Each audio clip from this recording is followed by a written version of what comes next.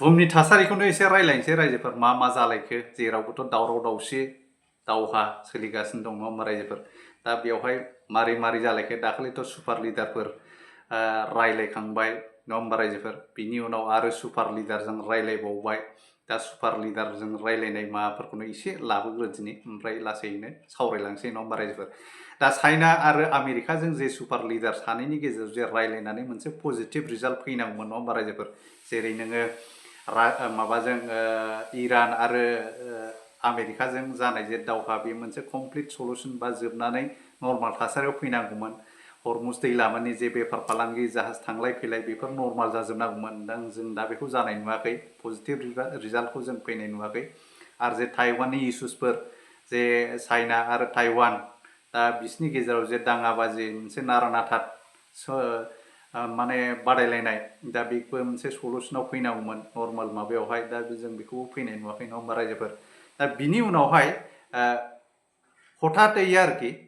Donald Trump थांखांनायनि उनाव चाइनानिफ्राय आरो चाइनायावहाय रासियानि जे सुपार लिडार सुपार पावार कान्ट्रिनि सुपार लिडार जायखौ जों भ्लादिमिर पुटिन होननानै बुङो नङा होमबा रायजोफोर दा बेजों सि जिनपिंजों लोगो हमनानै आरो रायलायबाय आरोखि दा बेहाय मा जालायखो बिसोर लोगो हमनानै मा पजिटिभ मोनसे रिजाल्ट ओंखारलायखो दा जों नुदों जे ससियेल मिडिया पेपार टिभिफ्राव आरोखि दा ओरैबादि जे बिसिनि लोगो हमलायनानै जे रायलायनाय बाहाय मोनसे एसे पजिटिभ बाथ्राखौ जों नुदों बा जे भिजुवेल माबायावहाय जों नुदों आरोखि सानैजों ओंखाम संनानै जालायनाय दा गुबुन हादोरनि गावबागाव हादोरनि मोनसे ट्रेडिसनेल फुड जे बेखौ शेयार खालामलायनाय जों बेखौ नुदों सानैजों मोजां बाख्नायलायनाय जों बेखौ नुदों जिहेतु चाइना आरो रासियाजों सिगांनिफ्रायनो मोजां सोमोन्दोआव दं दा बेहाय आरो साबसिन जों माबा जानायखौ जों नुदों आरोखि रायलायनानै जे समाधान फैनाय जों बेखौ नुदों आरोखि दा बुहुमावथ' डलारानो सोलिजोबो नङा होमबा जे बेफार फालांगि जे खालामोब्ला मोनसे हादोरजों आरो गुबुन मोनसे हादोरजों जेब्ला बिदि हादोरजों हादोर मोनसे बेफार फालांगि खालामो अब्ला डलारानो जायगा लाजोबो आरोखि बेफार फालांगि खालामनायाव डलारजोंनो खालामनांगौ जायो आरोखि जेरै इन्डियानाथ' जोंनि इन्डियानि मोनसे मुद्रा थायो जोंनि कारेन्सि थायो नङा होमबा रायजोफोर दा मोनफ्रोमबो हादोरा गाव गावबागाव मोनसे मुद्रा कारेन्सि थायो आरोखि अब्लाबो गाव गावबागाव मुद्रा गाव गावबागाव कारेन्सिखौ जेब्ला हादोरजों हादोर बिजनेस बा बेफार फालांगियाव जोङो डिल खालामो अब्ला डलारजोंसो खालामनांगौ जायो आरोखि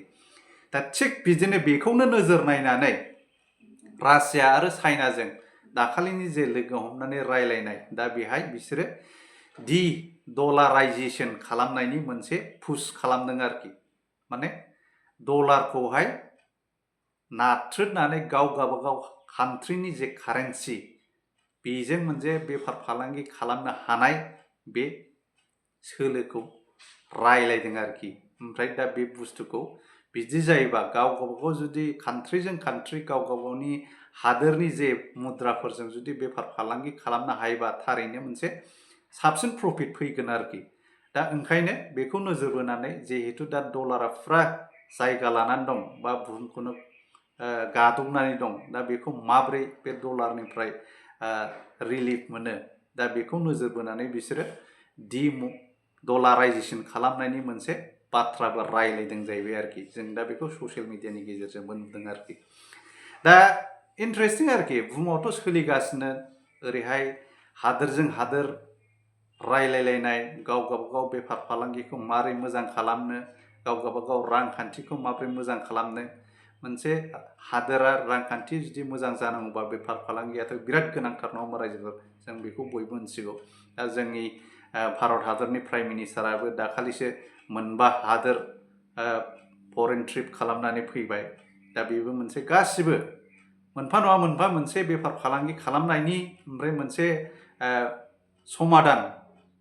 बुहुमाव जे जागासिनो दं बेफोरनि सोमोन्दै माब्रैबा नर्माल थासारियाव फैयो बेफोरखौ नोजोर बोनानै मोनसे दावबायनाय रायलायनाय दा बेफोर सोलिगासिनो दं आरोखि बुहुमाव दा ओरै बेराफारसे जे दावहा इरान आरो आमेरिका दा बाहायथ'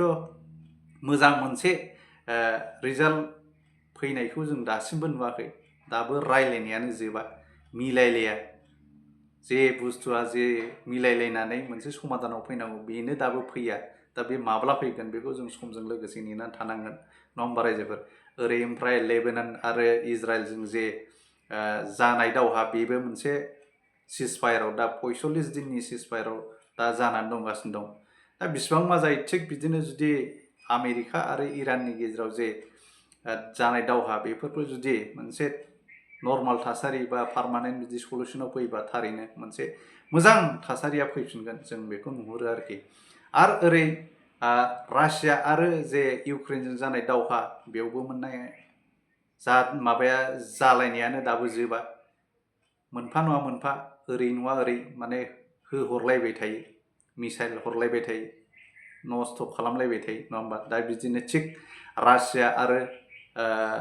माबाजों बेलारुस दा बियो मोनसे फुरा ड्रिल सोलिगासिनो दं आरोखि। माने निउक्लियार पावारनि ओमफ्राय जेट ओमफ्राय वारशिप माने जाहाज गिदिर गिदिर ओमफ्राय गोदान गोदान मिसाइलफोर बिदि माने टेस्ट खालामगासिनो दं। जे दावहा जानायनि सिगां मोनसे प्रेक्टिस खालामोबा दा बे सोलिगासिनो दं दासिमबो रासिया आरो बेलारुसजोंहाय आरोखि।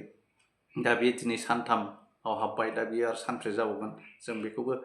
समजों लोगोसे नेनानै थानांसिगोन नङा होमबा रायजोफोर। दा इन्टारेस्टिं आरोखि। दा ओरै ओमफ्राय जोंनि भारत हादरनि जे फरेन मिनिस्टार ओमफ्राय आमेरिकानि स्टेट अफ सेक्रेटारि जायखौ जों माने रुबिय' होननानैबो मिथियो नङा होमबा, मार्क' रुबिय'। दा बिथाङा ओरैबायदि मोनसे स्टेटमेन्ट होदों, दा भारतनो बिसोर अफार खालामदों जाहैबाय आरोखि आमेरिकाया भेनेजुवेलानिफ्राय माने थाव गोथां, गेस, थाव गोथां बेफोरखौ बायनानै इन्डिया लाबोनो हागोन बिनि मोनसे सावरायनाय मोनसे जादों जाहैबाय। दा बे बेसेबां आवगायगोन जों दा बेखौ समजों लोगोसे नेनानै थानांसिगोन नङा होमबा रायजोफोर। दा दिनैनि टपिकआ बेनोमोन रायजोफोर। दा नायजोबनायनि थाखाय गोजोननाय थाबाय, गोजोन्थों।